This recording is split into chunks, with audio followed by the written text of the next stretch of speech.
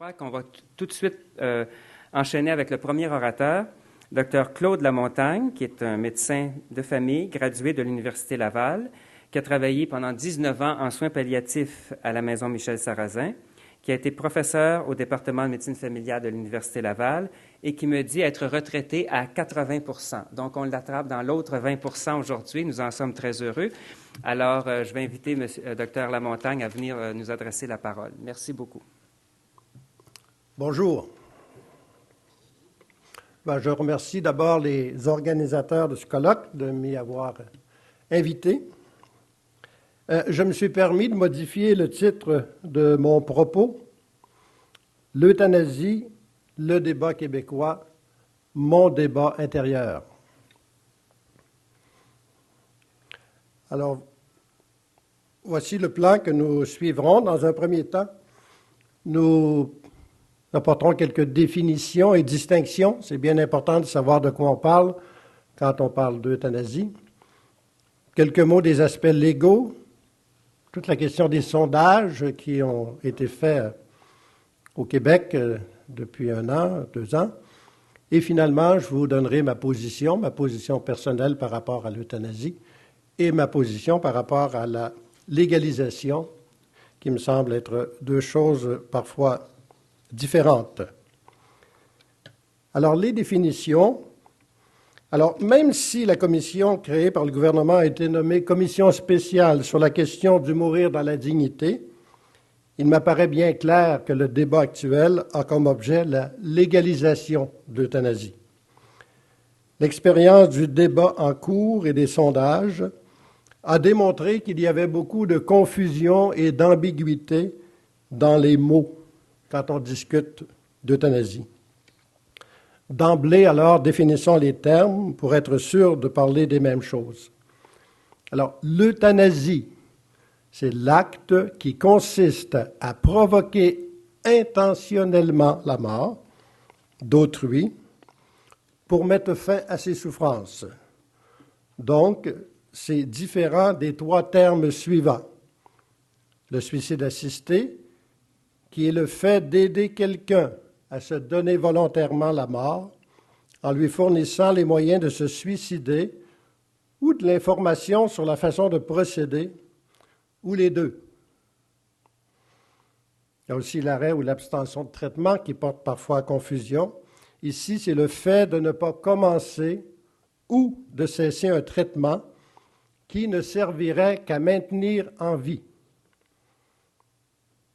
Et un autre terme, le soulagement de la douleur ou autres symptômes réfractaires, qui est le traitement médicamenteux dans l'intention de soulager, et non de faire mourir, de soulager le malade, parfois avec le risque d'abréger sa vie.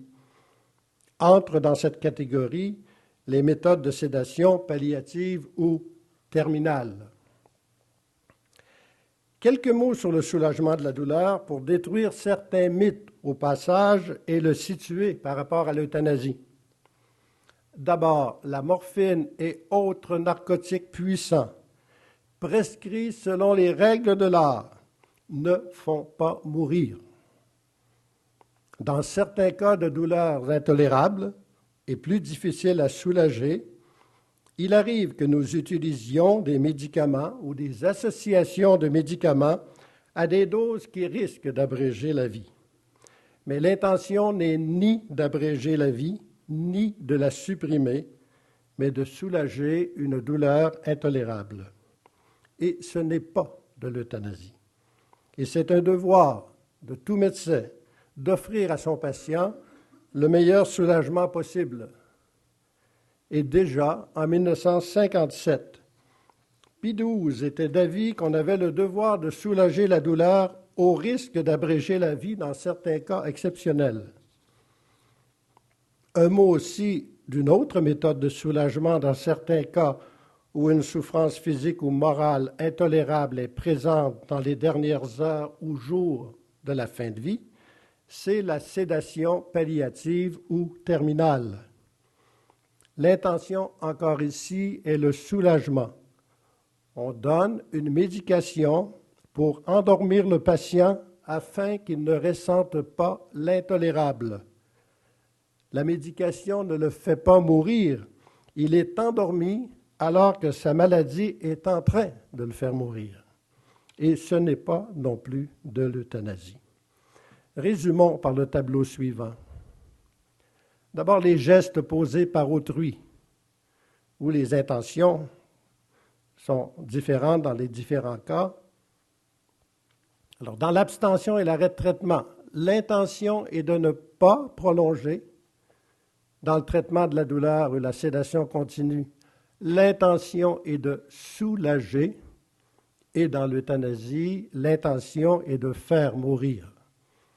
Alors que pour les gestes posés par le patient, nous avons bien sûr le suicide sans aide extérieure et le suicide assisté, où il y a une aide au niveau des moyens ou des conseils.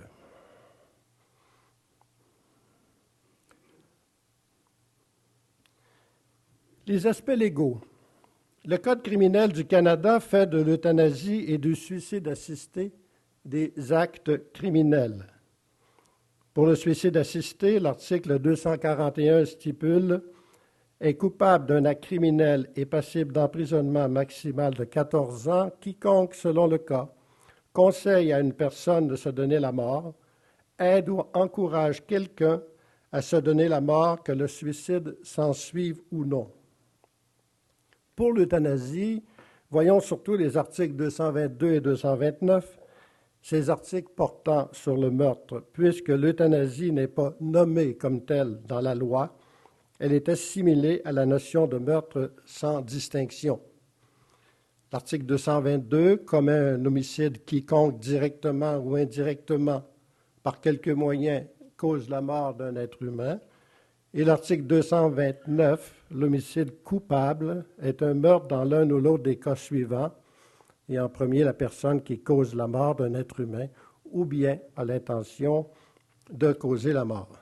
Alors, vous comprenez que les médecins qui jugent éthiquement acceptable de répondre favorablement à une demande d'euthanasie puissent réclamer du gouvernement de garantir, pour ne pas être poursuivis à la suite d'un tel geste. Le Code criminel est fédéral, mais il appartient aux provinces d'assurer l'application du droit criminel. Donc, la décision de porter des accusations, d'engager des poursuites criminelles et pénales relève du procureur général de chaque province. Cela veut dire que sans changer le Code criminel canadien, une province peut décider qu'à l'avenir, les médecins qui auront commis des actes d'euthanasie en respectant certaines conditions ou balises, ne seront pas poursuivis. Par exemple, en Colombie-Britannique, depuis 1993, il existe des lignes directrices relatives aux accusations contre des personnes qui ont aidé par compassion des personnes à mourir. Ce qui veut dire que les procureurs de la Couronne approuvent les poursuites dans les seules causes où la déclaration de culpabilité est probable et où la poursuite est dictée par l'intérêt public. Dans les faits, au Canada, ces dernières années, il y a eu très peu de poursuites et très peu de peines imposées aux coupables, mis à part le cas de M. Latimer. Voyons quelques événements qui nous ont conduits progressivement à la nécessité d'un débat social. En 1993, une dame de Colombie-Britannique, Sue Rodriguez, 42 ans, atteinte de sclérose latérale amyotrophique, demande à la Cour suprême du Canada l'autorisation qu'un médecin qualifié soit autorisé à mettre en place des moyens technologiques qu'elle pourrait utiliser quand elle perdra la capacité de jouir de la vie pour se donner elle-même la mort au moment qu'elle choisirait. Donc, une demande de suicide assisté. La Cour suprême a refusé, mais 5 juges contre 4. Souvenons-nous qu'en 1995, il y a eu une commission sénatoriale canadienne sur l'euthanasie et le suicide assisté. Le rapport final a recommandé qu'aucun changement de la loi ne soit fait en regard de l'euthanasie et du suicide assisté. On recommandait aussi de développer les soins palliatifs davantage. en 2009. Plusieurs sondages sont faits au Québec. En outre, un sondage d'Angus Reid et de la presse auprès de la population montre que 75 % de la population serait favorable à l'euthanasie dans certaines circonstances. En septembre est sorti le rapport du sondage qu'a fait la Fédération des médecins spécialistes du Québec auprès de ses membres. Certains ont jugé des questions biaisées, mais 23 % des membres ont répondu au questionnaire et 75 % disent oui à la légalisation de l'euthanasie. 54 % affirment qu'ils feraient de l'euthanasie à l'intérieur de balises légales et 48 % croient que la sédation palliative est de l'euthanasie. Alors, vous voyez la confusion des mots. Petit nombre de répondants et confusion dans les concepts. Quelques jours plus tard, la Fédération des médecins omnipraticiens sort aussi un rapport de sondage sur l'euthanasie fait auprès de ses membres. 13 % de ses membres ont répondu, soit 1086 médecins sur 8000. 74 % sont en faveur de la légalisation, mais 74 % de 13 %, ce qui fait 9,6 %. En novembre, le Collège des médecins du Québec publie un rapport d'un groupe spécial de réflexion sur l'euthanasie. Il n'y a pas de recommandation par rapport à la légalisation, mais la chose la plus importante du rapport est de dire peut-être que dans certaines circonstances exceptionnelles, l'euthanasie pourrait être considérée comme un soin approprié. Dans le même temps, les étudiants en médecine de l'Université de Montréal répondent à un sondage où ils se disent à 77 % favorables à l'euthanasie dans certaines circonstances. Je ne connais pas le pourcentage des répondants. Et ce matin, un dernier sondage, Radio-Canada et CROP, dont les résultats nous disent que 83 % des Québécois sont en faveur de la légalisation de l'euthanasie. En parallèle à ces sondages, le projet de loi C-384, présenté par Mme Francine Lalonde au gouvernement canadien, visant à décriminaliser l'euthanasie et le suicide assisté, a été rejeté en avril 2010 avec un vote de 74 % contre le projet. Tous ces événements ont fait sûrement pression sur le gouvernement du Québec, qui a créé une commission spéciale sur la question du mourir dans la dignité. Cette commission a siégé au printemps 2010 et a reçu des mémoires de la part de spécialistes, médecins, éthiciens, infirmières. Elle a publié par la suite un document de consultation et depuis la fin d'août, elle a siégé dans différentes régions de la province pour recevoir les mémoires d'associations ou d'individus. Bien que la commission dise vouloir un débat plus large que la question de l'euthanasie, c'est clair dans leur questionnaire de consultation que cela prend toute la place. Mais je crois qu'il est du devoir des citoyens de répondre à ce questionnaire que vous trouvez sur le site de l'Assemblée nationale. Je regrette que le document de consultation n'ait pas été distribué dans les foyers comme prévu. Aussi, la couverture médiatique des auditions publiques est presque absente. Cela ne favorise pas le débat social nécessaire.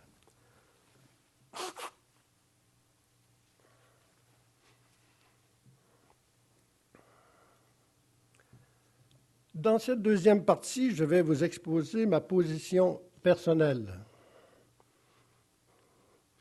L'euthanasie est un sujet auquel j'ai beaucoup réfléchi.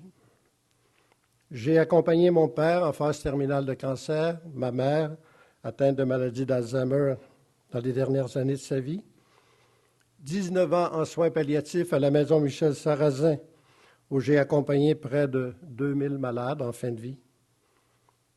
J'ai contribué à la rédaction de la position de la Maison Michel Sarrazin au moment où j'y pratiquais.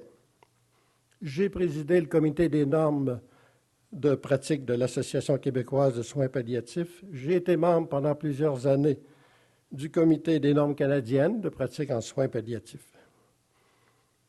Plus récemment, comme membre du comité d'éthique de l'Assemblée des évêques catholiques du Québec, j'ai participé à la révision du mémoire présenté à la Commission.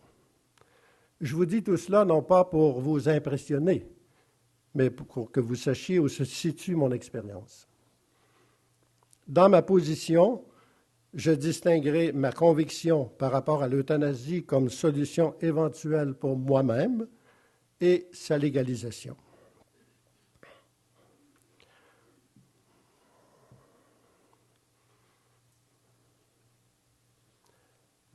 Je rejette l'euthanasie comme solution aux souffrances que je pourrais vivre un jour, et cela au nom de valeurs qui sont de l'ordre de ma conception de la vie, de ma foi chrétienne et de l'expérience de personnes que j'ai accompagnées. Conception de la vie. Pour moi, la vie est précieuse. Elle est précieuse pour moi et pour ce que j'en fais pour les autres. Mais je suis plus que mes actions et mes capacités d'agir. Tout le temps qui m'est donné doit être vécu et comporte un potentiel d'accomplissement, tantôt dans l'action, tantôt dans le fait de devenir ce que je suis fondamentalement au fond de moi. Et j'espère que le jour où la maladie m'enlèvera un à un mes moyens d'agir, je pourrai continuer à être et à devenir. Les valeurs chrétiennes. Je vous cite un court paragraphe du Mémoire des évêques qui décrit bien ma conviction. Dieu est maître de la vie, il nous l'a donnée non pas pour que nous en disposions à notre gré, surtout pas en la supprimant. Il nous l'a confiée à la manière d'un talent ou d'un trésor, pour qu'en bon gérant, nous lui permettions de produire tous ses fruits pour nous-mêmes et pour les autres. Fin de la citation. Et l'expérience des autres. Mes 19 ans de pratique en soins palliatifs m'ont conforté dans mes espérances en regard de ma fin de vie. J'ai vu beaucoup de souffrances, de détresse. J'ai vu des personnes en perte de sens et dans la peine. Mais j'ai vu aussi l'amour et la fidélité, la générosité et l'engagement, les réconciliations. J'ai vu la valeur du temps. Voilà pour mes convictions personnelles et mon refus de l'euthanasie pour moi-même. Avoir des convictions personnelles qui rejettent l'euthanasie pour soi ne règle pas automatiquement la question de la légalisation pour les autres. Nous vivons dans un monde pluraliste, tous n'ont pas les mêmes valeurs. Les sondages nous montrent qu'une majorité de personnes entrevoient l'euthanasie comme une mesure acceptable pour eux en regard d'une souffrance intolérable. Bien sûr que l'on peut discuter de la valeur relative de ces sondages et de la qualité de leurs questions. On peut constater qu'entre le 75 ou 85 % des personnes qui disent oui, alors qu'ils sont jeunes, beaux et en santé, et du faible pourcentage des personnes en fin de vie qui demandent l'euthanasie en soins, soit plus ou moins 2 %, il y a un grand décalage. Mais il m'est arrivé de me poser la question de l'euthanasie devant des personnes souffrantes, devant des patients en phase terminale avec des agonies très longues et qui n'en finissaient plus de mourir. Il m'est arrivé d'avoir des demandes d'euthanasie. J'ai dû dire non à ces personnes pour qui l'euthanasie était leur choix. J'ai à chaque fois trouvé cela difficile et je leur ai expliqué mes valeurs et celles de l'institution où nous étions. Mais comment puis-je imposer mes valeurs aux autres qui pensent différemment? Est-ce que je ne pourrais pas me dire il existe des situations exceptionnelles de souffrance où un individu malade, en communion de valeurs avec un médecin, décide et reçoit l'euthanasie et que c'est acceptable ou tolérable dans notre société pluraliste. Accepter la légalisation, c'est considérer cette exception comme acceptable, c'est dire que la mort est un acte purement personnel, que le libre choix de la mort peut se faire sans se soucier des conséquences sur les autres et sur la société. Pour moi, le nœud du débat dans notre monde pluraliste, il se situe à cette question. Le droit individuel a-t-il prépondérance sur le bien commun? sur la société. Peut-on exercer notre libre choix sans tenir compte de nos responsabilités envers les autres?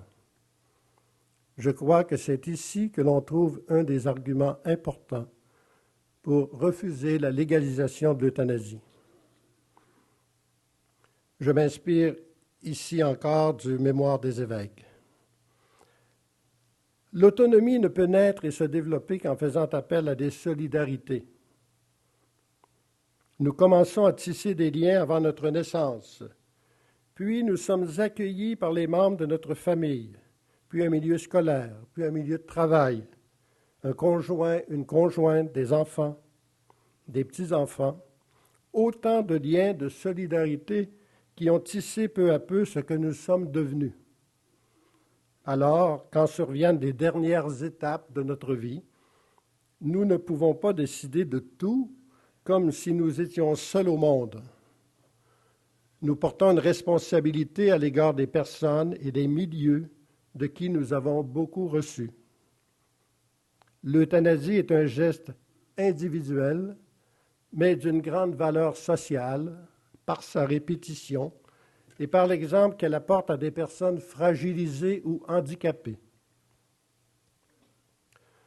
Nous devons aussi ressentir une responsabilité personnelle et collective vis-à-vis des personnes qui demandent l'euthanasie.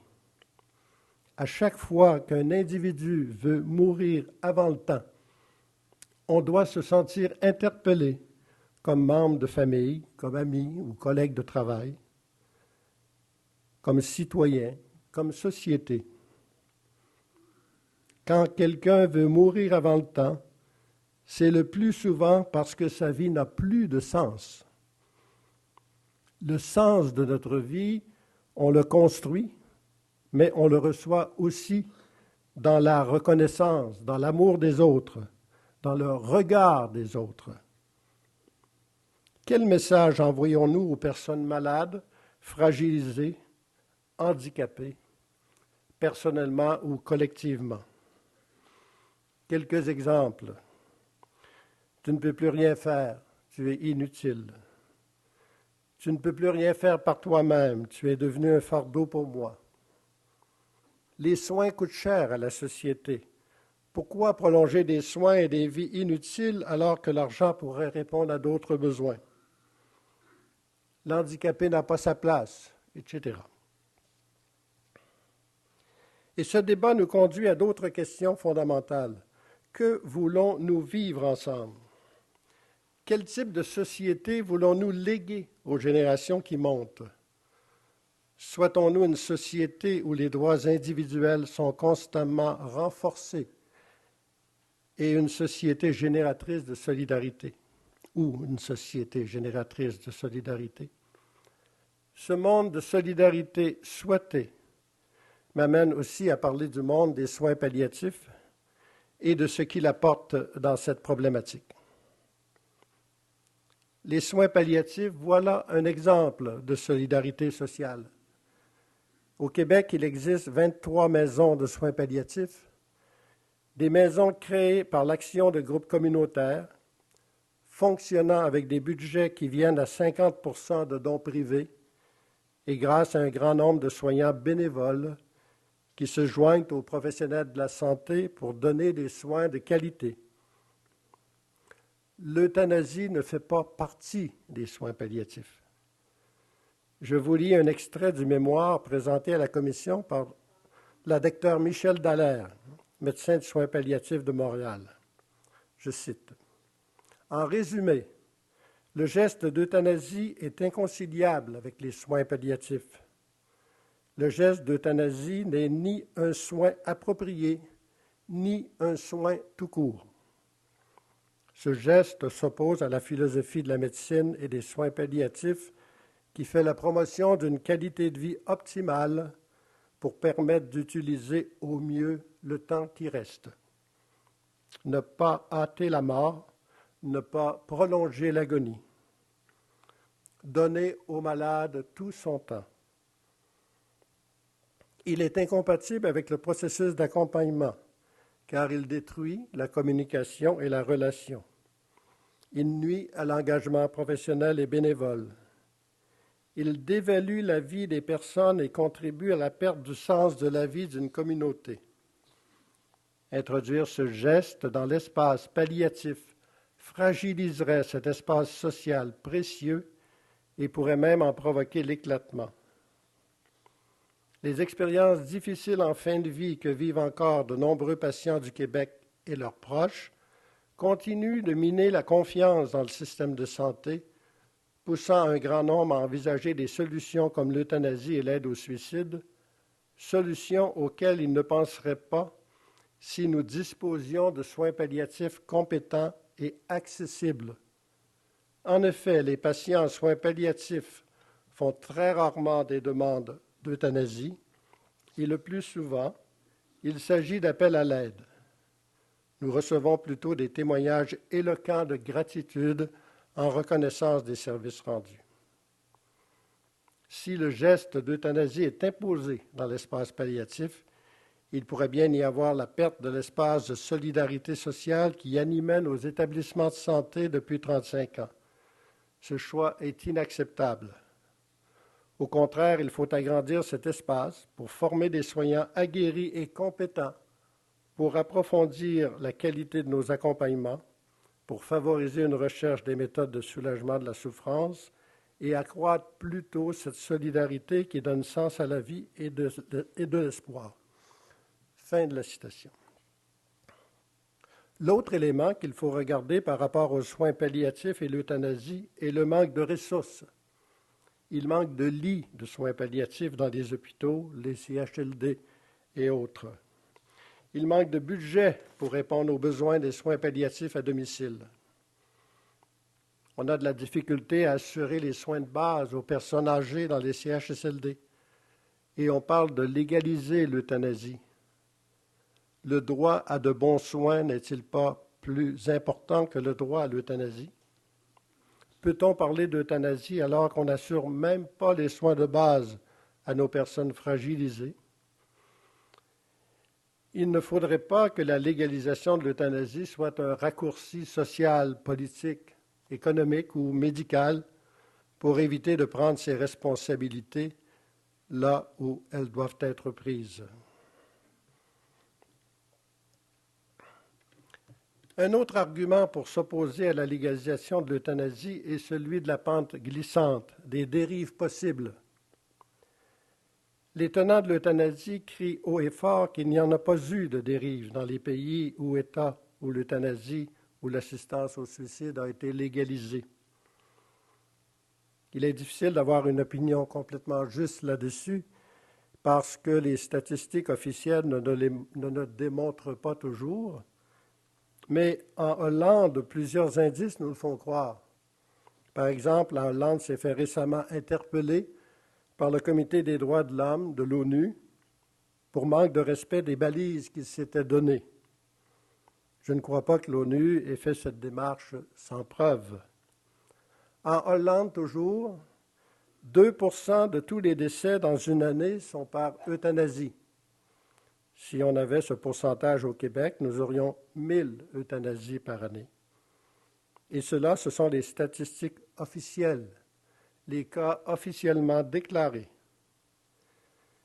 Dans un article de Passman et Hall dans le British Medical Journal en 2009, on y rapporte une étude faite en Hollande sur 17 cas d'euthanasie. Tous avaient une fatigue de vivre et un désir de mourir, mais certains n'avaient pas de souffrance intolérable. La majorité avait plus de 80 ans. 5 personnes avaient un cancer. Les autres diagnostics étaient les suivants: maladie de Crohn, qui est une maladie inflammatoire de l'intestin, paralysie post-AVC, rhumatisme, maladie de Parkinson, dépression, insuffisance cardiaque. Parmi les critères stipulés dans la loi hollandaise,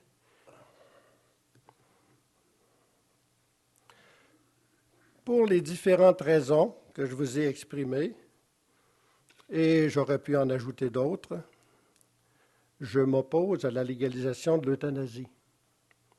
Mais je suis un opposant souffrant. parce que je ne peux pas oublier ceux et celles pour qui les valeurs sont en accord avec l'euthanasie, qui ne peuvent pas l'obtenir sans légalisation et qui se sentent brimés dans leur liberté. Au-delà de cette demande, ces personnes interpellent nos capacités de compassion, de présence et de soin. Elles ont besoin que nous changions notre regard. Elles ont besoin des autres pour les aider à donner sens à leur vie. Merci.